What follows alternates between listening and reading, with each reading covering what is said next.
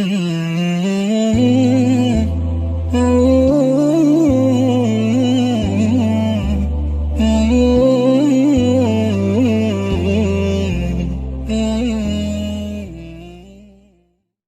نام خداوند بخشنده مهربان نهایت با رحم.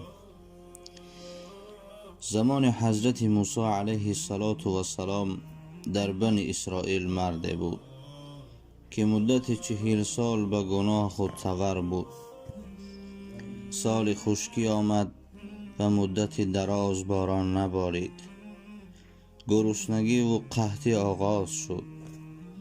حضرت موسی علیه السلام همراه قومش 3 مرتبه نماز استسقا یعنی طلب باران خواندند و دعا کردند، اما باران نازل نشد.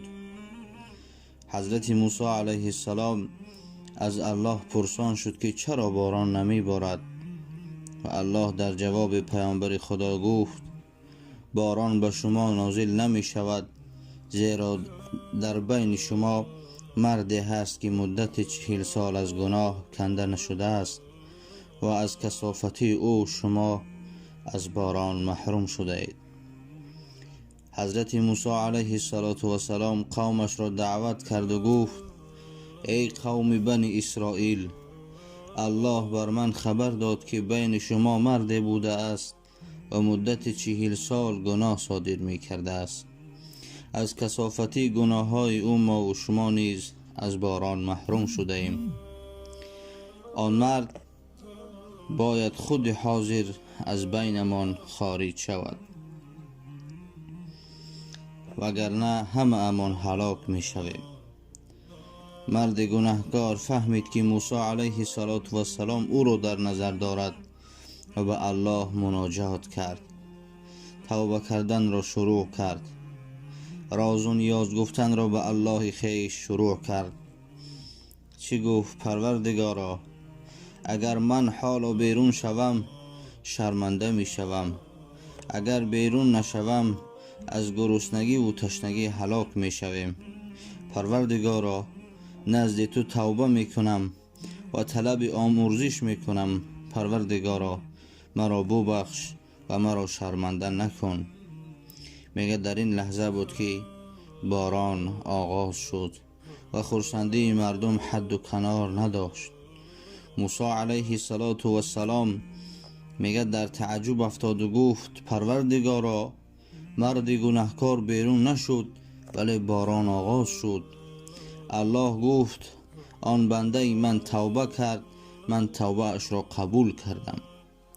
حضرت موسی علیه السلام گفت پروردگارا، او را به من نشان بده. الله تعالی گفت او 40 سال گناه میکرد، من پنهان داشتم، مگر اکنون که توبه کرد آشکارش می نمایم. از این قصه دوستان عزیز چه گرفتیم برای خود؟ اول این که الله تعالی توبه را همیشه قبول می کند.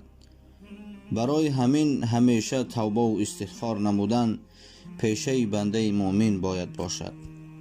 دوم این که پروردگار ستار است، یعنی گناه های بندگان را پرده پوش می نماید، ولی این معنا ندارد که باید به گناه دست زد.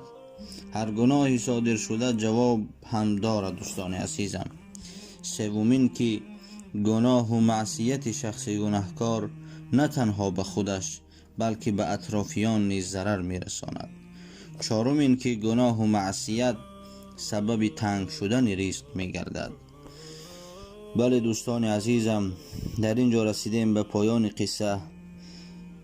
در آخر از یکایک شما خواهش می نمایم دوستان عزیز،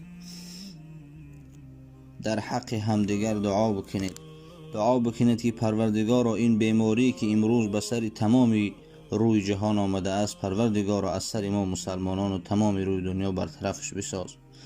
پروردگار را دعا میکنیم که تمام گناهان ما را مغفرت بساز و ما را به راه راست هدایت بفرما. با شما بودم بنده عبدالله، یکایک شما را از برای الله پاک دوست می‌دارم.